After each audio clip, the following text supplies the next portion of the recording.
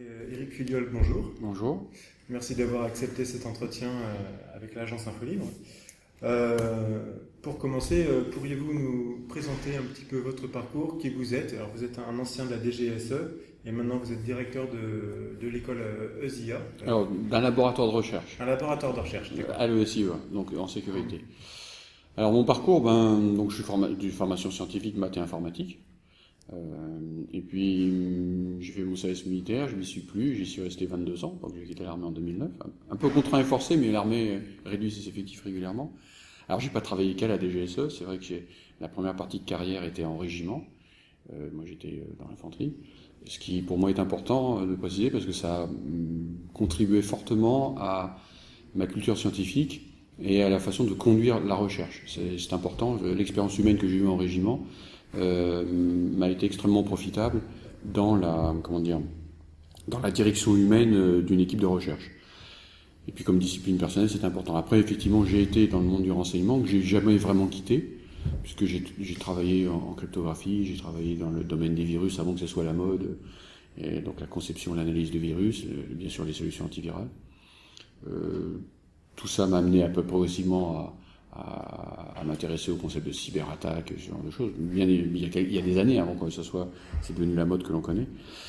Et après, j'ai fait pas mal de recherches et d'enseignements dans une école d'application, de transmission. Puis, j'ai dû quitter l'armée. Donc, j'ai remonté à peu près le même laboratoire, l'uniforme en moins, ici dans une école d'ingénieur à Laval.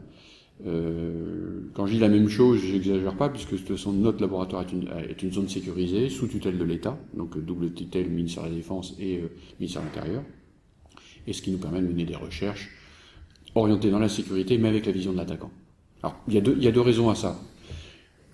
C'est que l'attaquant a toujours l'avantage, et finalement celui qui défend se voit contraint d'être toujours dans une situation de réaction.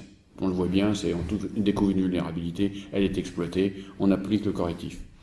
Et dans à peu près 90% de notre recherche, on se dit que si finalement on adopte ce point de vue, on peut se créer l'opportunité de ce temps d'avance et de se dire, maintenant que je sais comment je pourrais être attaqué, parce que j'ai pensé comme un attaquant, je suis peut-être en mesure, avant que cette pensée soit réellement exploitée, je peux peut-être imaginer comment mieux me protéger, et donc par voie de conséquence, protéger aussi les autres. Donc la vision de l'attaquant, c'est vraiment se ménager ce temps d'avance.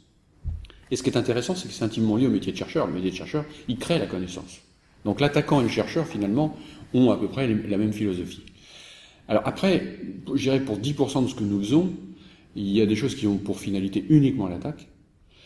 Parce que les législations des pays du G20 admettent maintenant l'outil informatique et plus généralement l'outil numérique comme une arme supplémentaire, comme l'était l'aviation au début du XXe siècle.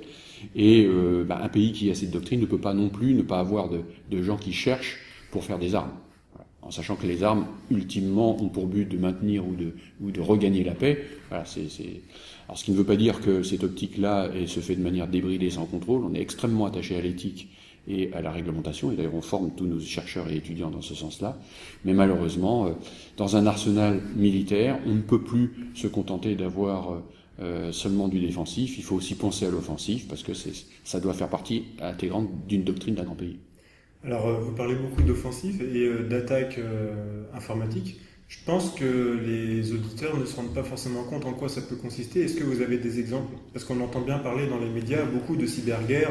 En quoi ça consiste? Ça a l'air d'être un peu souterrain finalement. Alors, c'est vrai qu'on parle beaucoup de cyber en général et de cyberattaque et de cyberguerre. Et d'ailleurs, on en parle très mal. Il y a une sorte d'hystérie de mode, ça c'est clair. Mais on est très très loin de la réalité. Alors ça ne veut pas dire que la dimension... Alors je préfère le terme dimension numérique à la dimension cyber, parce que le mot cyber d'ailleurs est emprunté de manière malhabile aux travaux de Wiener dans les années 60. Je préfère dire une dimension numérique. En fait, le numérique a envahi nos vies. Et effectivement, c'est une dimension avec laquelle il faut compter. Mais elle n'a pas l'impact que l'on imagine. Et on a mené beaucoup de travaux justement pour montrer que la dimension numérique pose plus de problèmes dans la phase, quand on a une attaque, vous avez trois phases. Vous avez la phase de renseignement, c'est-à-dire que l'attaquant d'abord se renseigne sur sa cible. Ensuite, il y a la planification de l'attaque, c'est-à-dire qu'il met en œuvre des forces, il les combine, bref. Et il y a l'attaque en elle-même. Quand on regarde tout ça, on s'aperçoit que les phases les plus importantes sont les deux premières, où là, le numérique, avec des techniques de renseignement, sont extrêmement efficaces. Et malheureusement, il y a très peu de recherche dans ce domaine-là. Et finalement, les gens ne voient dans la partie attaque que la dernière phase. Or, c'est un peu une hérésie, parce que personne ne se lève un matin en disant « Tiens, je suis en forme, aujourd'hui je me fais ce site-là ». Ou alors il se fera prendre, et ça serait tant mieux pour nous. Donc, finalement, on oublie l'opérationnel pour se concentrer sur les métiers. Et c'est vrai que la cyberguerre, quand on regarde, sur la finalité, je veux dire, et quand on regarde la conception que les gens de la cyberguerre, pour eux, ça consiste à attaquer un serveur, à déployer un virus. Ça, ce sont les outils. Il ne faut pas confondre les moyens et les buts, les outils et l'opération. Un attaquant, avant de se dire « tiens, je vais utiliser un virus », il se dit « j'ai une cible, j'ai un effet à obtenir, et maintenant, comment je vais pouvoir obtenir mon effet sur cette cible ?» Alors, effectivement, avec l'arrivée du numérique, des outils numériques pourront être utilisés, mais ce que nous enseignons à nos étudiants, c'est aussi, il faut penser classique. On a publié là récemment, et on l'a soumis pour la partie scientifique, et ça sera l'occasion de vous citer un genre d'attaque un peu différente. On a analysé une grande infrastructure nationale, on a pris le réseau électrique américain. Et on s'est dit, voilà, notre cible, c'est le réseau électrique américain, la partie ouest. Pourquoi la partie ouest ? Parce que tout simplement, il y a la Californie, 8e économie du monde, et imaginons qu'on arrive à la bloquer de manière durable. On aura des incidences. On travaille beaucoup sur les effets dominos. L'effet à obtenir, on voulait couper l'électricité pendant 48 heures. Bon, ça, c'est... Voilà. Pour l'instant, j'ai pas dit comment j'allais le faire. Donc ce qu'on a fait, on a utilisé beaucoup de moyens. On a fait du renseignement. Dans la classe, le renseignement nous a permis de recartographier complètement le réseau électrique, mais aussi d'ajouter, de collecter des tas d'informations sur les sous-stations, lesquelles sont gardées, lesquelles sont obsolètes, lesquelles ont des problèmes, l'état des routes. Une route, c'est tout bête, mais près d'un réseau électrique, c'est les capacités de réparation ou d'intervention. Bon, des tas d'informations qui ont l'air anodines en apparence, et on a commencé à traiter ça sémantiquement, avec du big data. C'est-à-dire on s'est intéressé, regardé les liens, donc on a créé des modèles mathématiques qu'on est en train de développer avec une société souveraine. Et l'idée, c'est de se dire, dans tout ce réseau et ces dépendances de toutes ces choses-là qui ont l'air un magma complexe, et on est toujours sur la phase de renseignement et un peu de planification, combien d'objectifs, de sous-objectifs, un pylône, une sous-station, il faudrait détruire, si possible en nombre minimal, pour incapaciter la totalité du réseau. Et c'est là où on crée ces effets dominos. On s'est aperçu qu'il fallait détruire 9 objectifs. C'est qu'avec 9 personnes, on est capable de détruire, disons, d'incapaciter de manière durable, et de créer cet effet domino. Donc 9 personnes pour obtenir cet effet. C'est ça le potentiel de la cyberguerre, du cyber. C'est de combiner l'open data, c'est-à-dire la masse colossale d'informations, de le traiter avec du data mining, ou du big data si on dépasse les 100 Tera, pour optimiser finalement une approche tout à fait conventionnelle. Mais 9 personnes qui ont fait énormément de travail avant, ou qui ont en plus du support. Mais il faut préparer, fouiller les données un petit peu. Voilà, la partie, en gros, c'est le travail d'état-major. Celui qui est sur le terrain, le commando, n'est pas celui qui, en état-major, a fait le renseignement, c'est-à-dire que, et a planifié l'attaque. Si vous voulez, le renseignement a pour but de savoir où se trouvent les zones critiques, noyées dans toute cette masse colossale de données. La planification, c'est pour dire, bon ok, maintenant que je sais où taper, qu'est-ce qu'il me faut ? Donc, et ce qui est intéressant avec cette vision, c'est qu'on peut préparer les attaques des mois à l'avance, mais l'attaque en elle-même, elle est très ponctuelle et avec un nombre limité. Autrement dit, pour moi, le numérique, même si les attaques classiques ne sont pas exclures, le numérique, c'est comment faire autant de dégâts qu'autrefois une division avec maintenant un groupe. Voilà.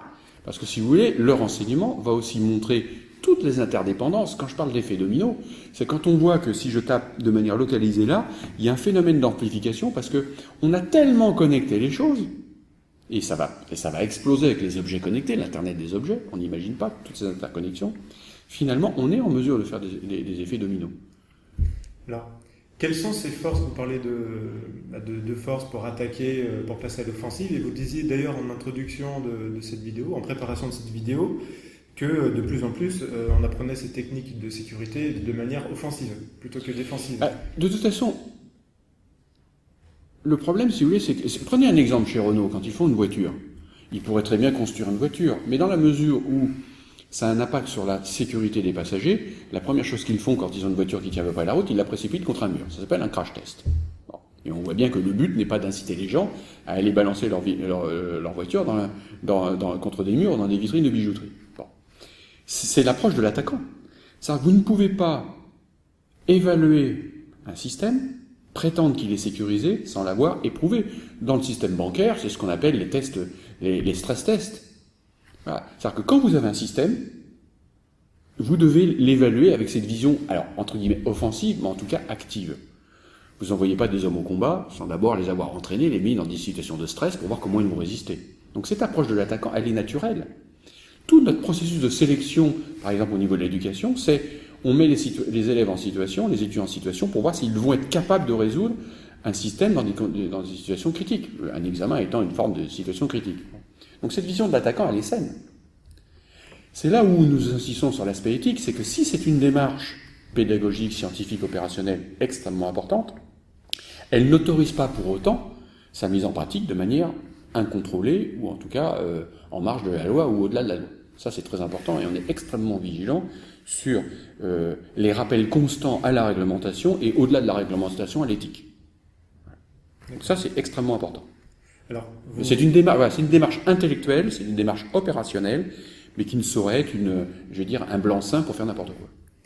Alors il y a un sujet que je voulais aborder avec vous, enfin le gros dossier que je voulais aborder avec vous, c'est on va dire l'indépendance et la souveraineté de la France en matière de renseignement et plus généralement en matière de défense. Vous étiez, soit vous étiez rapporteur, soit vous avez été auditionné par le Sénat en avril 2014. Oui. Donc maintenant il y a un rapport qui est accessible sur le site du Sénat. Dans lequel finalement vous décrivez plus ou moins votre pensée sur la souveraineté, notamment la perte de souveraineté en matière de renseignement par rapport précisément aux États-Unis. Donc, est-ce que vous pouvez développer ce point-là? Alors tout d'abord, j'ai eu la chance et l'occasion et l'honneur, parce que c'est quand même important quand on peut contribuer même très modestement, à l'évolution de la doctrine ou de la vision française des hommes politiques, et j'ai eu la chance d'avoir deux parlementaires qui étaient vraiment préoccupés. On dit souvent que les parlementaires sont leur tour d'ivoire, mais ils étaient vraiment inquiets, et je pense que le terme n'est pas trop fort, d'une certaine dégradation de la position de la France, et on était incité à être particulièrement libre. Et alors, moi, il y a une chose que je ne sais pas faire, c'est la langue de bois, donc effectivement j'ai pu leur exprimer toutes mes interrogations, mes retours, fondés à la fois sur mon expérience d'ancien militaire, mais aussi la recherche. Alors effectivement, je pense qu'on est dans une situation très préoccupante, alors que la France est un pays qui a vocation à être culturellement, scientifiquement, industriellement, un des pays vraiment majeurs de la planète. On n'en a plus la volonté. Alors on peut parler de politique de défense, on peut dire oui, on fait ceci, alors reprenons le cyber, parce que, si vous voulez, mais je pourrais évoquer des aspects purement militaires. On nous parle de cyberdéfense, c'est ce que je disais à ces parlementaires. Comment peut-on imaginer une cyberdéfense quand on travaille de manière contrainte avec les outils fournis par l'adversaire? Moi, je veux bien qu'on mette du Windows partout dans la défense, mais enfin, quand on sait, c'est quand même un logiciel américain. J'imagine mal que les Américains donnent un logiciel qui pourrait se retourner contre eux, et quand on a vu les révélations de Snowden, et on n'en est qu'au début, il y a tout lieu d'avoir au moins un minimal principe de précaution, et sinon d'arrêter d'être naïf. Bon. Mais cette dépendance vis-à-vis des États-Unis, qui effectivement on vit une situation d'hégémonie, mais c'est une hégémonie au niveau des standards, c'est une hégémonie culturelle, c'est une hégémonie industrielle, il ne faut pas se voiler la face, elle n'est pas le fait exclusif des États-Unis. Il se trouve que les États-Unis, de par leur position commerciale, juste pour un chiffre, les États-Unis, c'est 50% du marché IT. Donc, à moins de vouloir se préveiller de 50% du marché mondial, tout le monde suit les standards américains. Et quand un pays est capable d'imposer ses standards, ça c'était ce que le député Carayon disait, la force d'un pays est d'imposer ses standards, on est en mesure de contrôler le reste du monde. Donc la puissance commerciale, en réalité, permet une puissance stratégique. Mais demain, on l'a vu avec le problème des routeurs, et ce problème n'est toujours pas réglé, c'est qu'il y a une autre puissance hégémonique qui se lève, c'est la Chine. À ce jour, ce qui est malheureux, c'est ce que je disais à nos parlementaires, alors qu'on avait une industrie du routeur et qu'on a des entreprises innovantes, on pourrait citer, Alors pas que dans le routeur, mais dans beaucoup d'équipements réseau, on a Harcoon, Netask, on a Cassidian, on avait Alcatel à l'époque, avant qu'il soit racheté par Lucent. Malheureusement, on est un peu contraint à savoir par qui on va être espionné, à savoir les Américains ou les Chinois. Parce qu'en gros, on a du choix entre des routeurs Cisco ou des routeurs Huawei ZTE. Ce qui est un peu gênant. La France manque pas d'ingénieurs, et d'ingénieurs brillants. Hein. On a 40 ans de succès industriel. Je pense qu'on est quand même capable de faire des choses même mieux que les Américains. Et je crois que de ce point de vue-là, il faut ne pas oublier que la France dispose d'un certain génie dans bien des domaines. Mais vous citiez, pour prendre un domaine qui n'est pas numérique, et qui a fait l'objet de rappels timides, ou disons de mentions timides dans la presse récemment, prenons l'exemple des drones. Le drone est un outil merveilleux, et qui, d'ailleurs, bien utilisé, pourrait très bien avoir une application dans le cyber, puisque récemment, des gens ont montré qu'on pourrait infecter des ordinateurs en utilisant des drones, plutôt de type nano ou micro-drones. Bien. Notre armée, qui dispose pourtant de fleurons technologiques fabuleux, hein, de DCNS, Thales, Cassidian, puis toutes nos start-up innovantes, la France achète ces drones aux États-Unis. Avec comme conséquence que c'est les États-Unis qui décident quand nous les faisons voler, à partir de quel pays, et sous leur direction. Moi, je ne sais pas, c'est pas la définition que j'ai du mot souveraineté. Sur des guerres, en plus, où les Américains refusent d'intervenir. Donc voilà, 2 exemples qui montrent que, oui, nous avons perdu notre souveraineté. Alors ça fait mal de le constater, c'est peut-être politiquement incorrect de le dire, mais dans les faits, c'est vrai. Donc est-ce que la France a encore la capacité à se défendre? Moi je pense que oui. En a-t-elle la volonté, dans un esprit autre que celui de vassalisation et des grandes puissances? Là, c'est une forte interrogation. Vous diriez que la France est vassalisée aux États-Unis aujourd'hui? Je veux dire, le nier serait d'une naïveté, je veux dire, confondante. Que je préférerais savoir que c'est effectivement un choix politique, discutable ou pas, en tant que citoyen français, moi je le trouve discutable, que les hommes politiques n'en aient même pas conscience. Là, je trouverais que ce serait extrêmement grave. Mais peut-on dire qu'ils n'en ont pas conscience, sachant par exemple que le président François Hollande, dont la réaction aux dernières révélations de Wikileaks, qui avait publié des dossiers sur l'espionnage de l'Élysée par la NSA. François Hollande a dit que c'était des faits inacceptables, mais que par téléphone, le président Obama a réitéré son engagement ferme pour mettre fin à ces pratiques. Il avait eu le même genre de réaction lorsqu'il avait interdit de survol le président bolivien il y a 2 ans, parce qu'on pensait que Snowden était à bord de l'avion. Donc, après coup, on s'est aperçu que peut-être les Américains avaient lancé cette rumeur pour causer du tort. Justifier les choses. Mais ça s'appelle de l'info, c'est ça. C'est des opérations très... Alors, François Hollande est ce qu'on appelle un ancien Young Leader de la French American Foundation. Et plus généralement, beaucoup de dirigeants français, à l'Élysée, au gouvernement, probablement au Sénat et à l'Assemblée nationale, sont dans des réseaux d'influence américaine. Mais ça fait partie, si vous voulez, de cet aspect. Les Américains sont très forts et nos hommes politiques ne comprennent pas que le renseignement, c'est aussi de l'investissement sur du long terme. Effectivement, tous nos leaders sont très proches des milieux de pensée américains, et des 2 partis, hein. D'ailleurs, c'est pas une question de parti, Mais, en fait, les États-Unis sont très forts parce qu'ils ont compris qu'ils ne pourraient pas avoir de maîtrise des objectifs qui sont financiers et économiques de notre pays s'ils n'avaient pas aussi une maîtrise des esprits. Donc, dans des travaux que j'ai faits préalablement, j'avais montré qu'il y avait 5 phases de contrôle. La dernière est une prise de contrôle de nos esprits. C'est un phénomène d'acculturation. Il faut, sur une génération ou 2, inciter les populations européennes à penser, à aimer américain. C'est Walt Disney. C'est Walt Disney, ce sont nos séries maintenant que nous diffusons. Cherchez une série qui n'a pas un titre anglais. Elles sont maintenant diffusées en anglais, ce qui, dans un pays qui défend l'exception culturelle, je le trouve choquant. On a la loi Toubon qui, à mon sens, n'a jamais été abrogée. Donc on voit bien qu'il n'y a pas que l'aspect technique, l'aspect économique, il y a aussi l'aspect culturel. Or, dans un pays qui pratique l'exception culturelle, et on peut s'en féliciter, nous n'avons jamais été autant américanisés que maintenant. Et ce sont nos jeunes les prochaines victimes, parce qu'encore nous les vieux, on a connu avant Internet, on a encore des réflexes.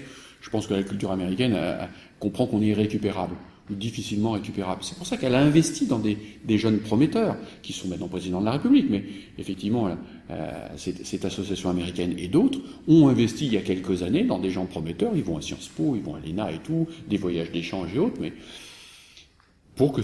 pour que effectivement nos décideurs voient les États-Unis comme un pays ami. Alors c'est vrai que le peuple américain est un pays ami. N'oublions pas qu'ils sont venus, ils sont venus, nous libérer des nazis. Au passage, l'amiral de Gaulle rappelait que le gouvernement américain, que je distingue fortement du peuple américain, distribuait un petit livret pour expliquer qu'il venait asseoir la domination économique américaine. Parce qu'il fallait bien expliquer aux Américains pourquoi ils se battent. Mais je voudrais pas que les Américains oublient, en particulier s'agissant de la France, que s'ils sont une nation libre, c'est grâce à Lafayette et aux Français. Et à une époque où on célèbre le bicentenaire avec l'Hermione, ça serait bien que notre courage politique et disons qu'un certain bon sens rappelle aux Américains qu'ils n'existent que parce que la France était là, entre autres. Et c'est le fils ou le neveu du général de Gaulle qui récemment a refusé de participer aux commémorations du débarquement en disant bien que de Gaulle ne voulait certainement pas que les Américains installent l'AMGOT qui était finalement un second gouvernement, ce sont les termes de Gaulle apparemment, un second gouvernement d'occupation après l'Allemagne. Mais c'est ce qu'il souhaitait faire. Il se trouve que grâce au général de Gaulle, qui d'ailleurs dans le domaine cyber a pris dans le domaine cyber il y a quelques années a pris des décisions. Bon, je peux pas rentrer j'ai pas le temps d'entrer dans les détails, mais était un homme extrêmement clairvoyant. Et d'ailleurs, je parlais tout à l'heure de la puissance économique qui permet d'assurer une puissance stratégique. Lui avait vu que il fallait faire l'Europe. Je reprends sa formule de Brest à l'Oural. Je pense que si on avait fait cette Europe, et il n'est jamais trop tard, mais les Américains veulent tout sauf ça.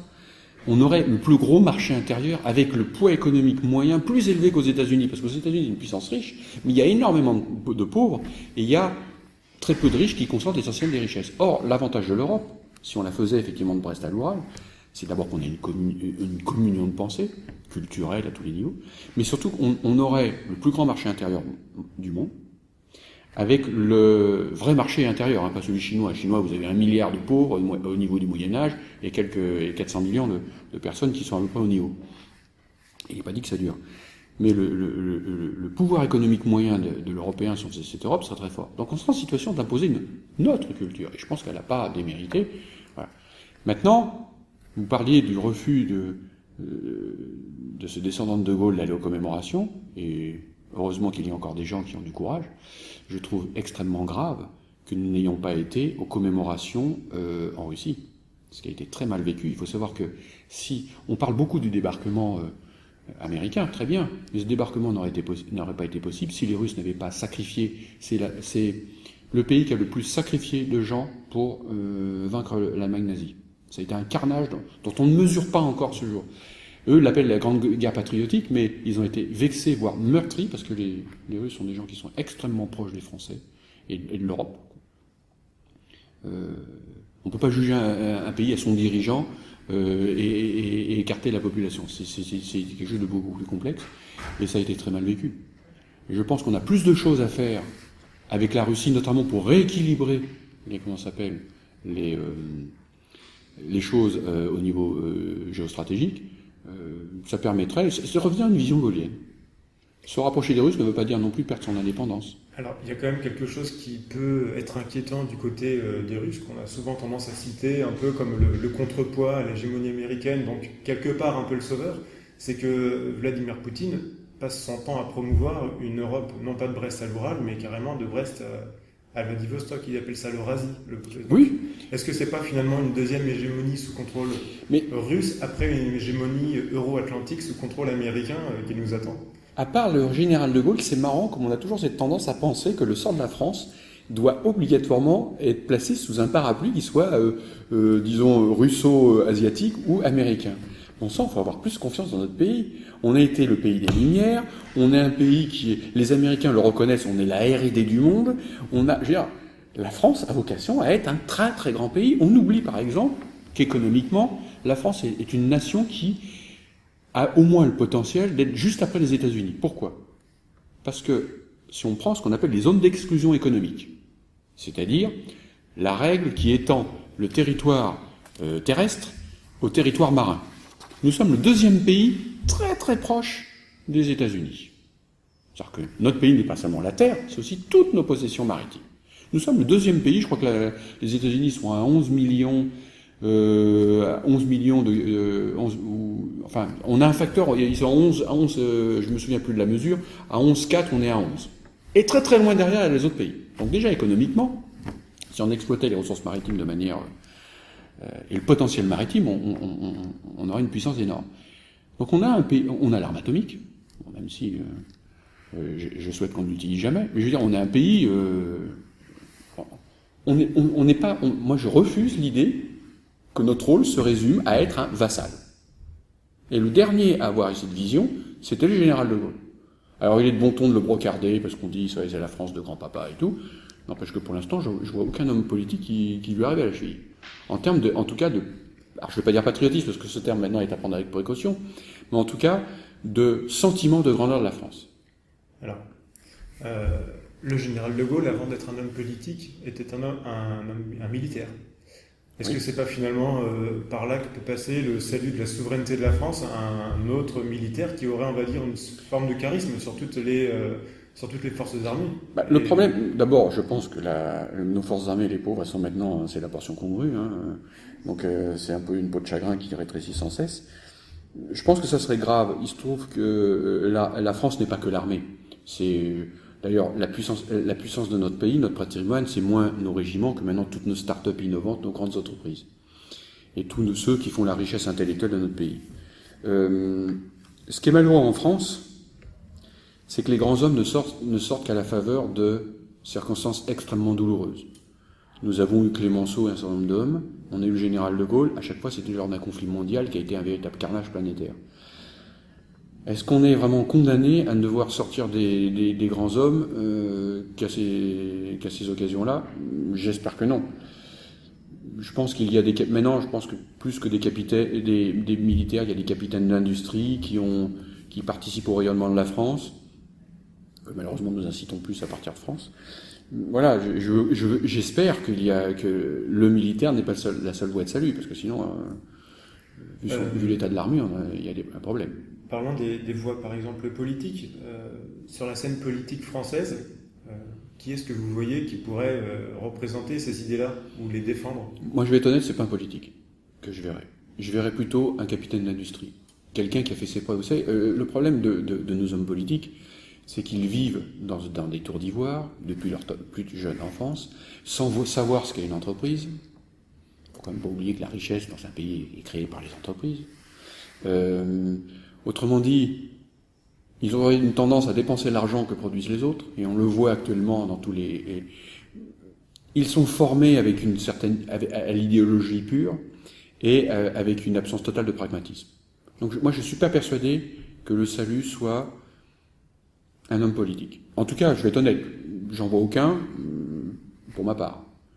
Mais vraiment aucun. Donc en particulier certaines voix plus ou moins populistes qui se dégagent, pour moi ce serait une catastrophe. Je pense que face à des défis qui sont d'ailleurs de nature moins politique qu'économique, ou du moins l'économie a pris un rôle de plus important dans la géostratégie et dans la politique, on le voit bien, c'est quoi le pouvoir maintenant? Quel est le véritable pouvoir dans le monde?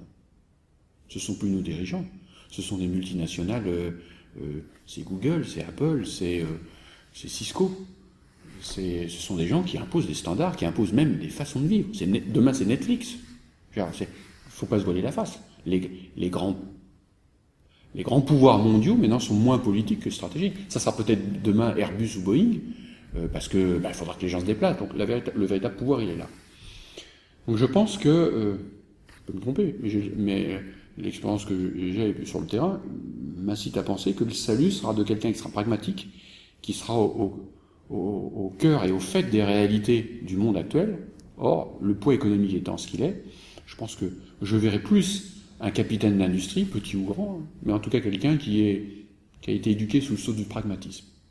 Est-ce que les chefs d'entreprise n'ont pas la réputation d'être apatrides et plutôt internationalistes ou mondialistes dans leur vision du monde? Oui, alors maintenant si vous voulez, parce qu'il y a ces réalités économiques qui font on a beaucoup brocardé Total, enfin Total c'est un succès français. Certes, pour des raisons d'optimisation, mais c'est là où si la France a peut-être d'utilisation fiscale ou autre, ou tout simplement en termes de management, une société comme Total a dû faire des choix mais tout simplement pour qu'elle reste française et que ça reste un drapeau français planté un peu partout dans le monde. Bon, c'est peut-être parce qu'il faut aussi changer les règles dans le monde, mais c'est un autre problème. Maintenant, si vous voulez, je pense que en France, nous avons un défaut, c'est de croire que l'essentiel du patrimoine scientifique, économique, est lié dans les très grandes entreprises. Alors, il y a un chiffre, je vous le cite de mémoire, il serait à vérifier, mais je crois qu'il y a moins de 1000 entreprises ayant plus de 1000 salariés en France. C'est-à-dire que l'essentiel du patrimoine économique, de gens qui se battent tous les jours sur le terrain et qui ne délocalisent pas, sont des PME, PMI, des ETI enfin des ETI. Il y a des gens, je peux vous dire, j'en rencontre régulièrement, qui ont le patriotisme économique chevillé au corps et qui se battent tous les jours, quitte à se payer moins que leurs salariés, pour que leur entreprise reste en France, pour que l'emploi reste en France et pour que les innovations soient en France. Donc il faut pas que ce soit là qui cache la forêt. Certes, on nous oppose toujours les grands groupes. Il ne faut pas oublier que les grands groupes ont aussi en face des groupes qui sont beaucoup plus grands, et avoir une vision purement franchouillarde ou franco-française nous limiterait. Le terrain de jeu, c'est le monde. Donc il faut optimiser les outils pour que nos grandes sociétés soient capables de lutter à armes égales avec ces grands groupes. C'est un monde sans... On parlait des militaires, la guerre autrefois était impitoyable, elle était sur le terrain. Elle n'est pas moins impitoyable maintenant, sauf qu'il n'y a plus de morts, il y a juste des gens au chômage ou des gens qui perdent des parts de marché. Voilà. Alors maintenant, il faut s'assurer que c'est fait dans une certaine éthique. Maintenant, n'oublions pas qu'une société, certes, moi je vois Total comme autant, même peu importe les optimisations qu'elle a faites, je vois autant de drapeaux français plantés dans le monde. Et je préfère que ce soit des drapeaux français qui soient plantés de cette manière que des drapeaux américains. Ou des drapeaux anglais, ou des drapeaux chinois ou autres. Voilà. Je pense qu'il faut malheureusement maintenant avoir une vision plus large, plus mondialisée, ce qui ne faut pas dire qu'il ne faut pas défendre nos valeurs. Je préférerais que ce soit les valeurs françaises qui partent à la conquête du monde, plutôt que de voir les valeurs américaines ou les valeurs chinoises. On n'a pas à rougir de nos valeurs, et encore une fois, la France est un pays qui n'a pas à être vassalisé à un quelconque pays. Maintenant qu'on s'inscrit dans une dynamique dont je pense d'ailleurs qu'on a la vocation à être un des pilotes ou un des moteurs. En Europe, on a beaucoup d'axes franco-allemands. Pour l'instant, il est un peu en faveur des Allemands, un peu trop en faveur des Allemands, mais n'oublions pas le succès de la France. Et encore une fois, la France est un pays qui, dans bien des domaines, a une vocation à être un très très grand pays. Il faudrait juste que les gens soient convaincus, en particulier les hommes politiques. Comment inverser la vapeur alors, puisque on est quand même... Alors, vous savez, c'est difficile. J'ai relu récemment les mémoires de Churchill. Je pense qu'il faudrait ce qu'on appelait à l'époque un sursaut churchillien ou gaullien, mais pour ça, il faudrait l'homme. Il y a peut-être une personnalité qui nous manque, qui doit être révélée. On peut faire confiance peut-être à la jeune génération qui, mine de rien, sait qu'elle va beaucoup souffrir. En tout cas, ça ne peut pas durer de cette manière-là. Merci beaucoup. Merci à vous.